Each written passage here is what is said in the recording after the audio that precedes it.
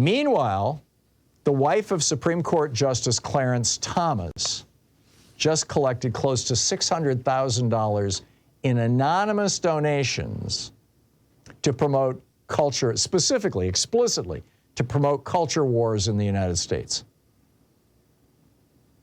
This little-known conservative activist group that is led by Ginny Thomas.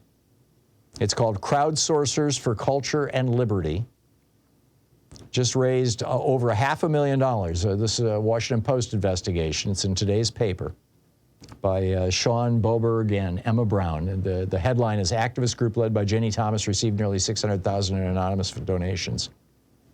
Keep in mind, this is the woman who in 2020 privately pressed White House Chief of Staff Mark Meadows to try to overturn the election, sent emails urging swing state legislators to set aside Joe Biden's victory by awarding electoral votes to Donald Trump. In 2018, in May of 2018, she told right-wing donors and activists, "The left is pushing cultural Marxism and eroding the pillars of our country. Conservatives and Republicans are tired of being the oppressed minority."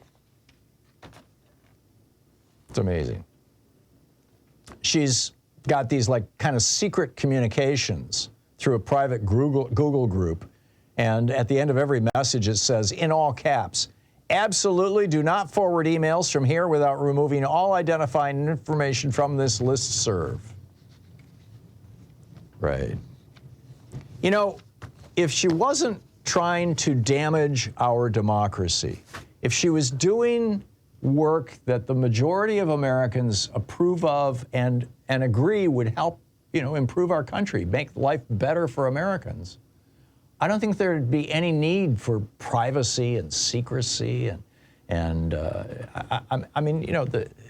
most politicians, well, at least most Democratic politicians, are transparent. But, what makes this even worse is she's the wife of a sitting Supreme Court justice.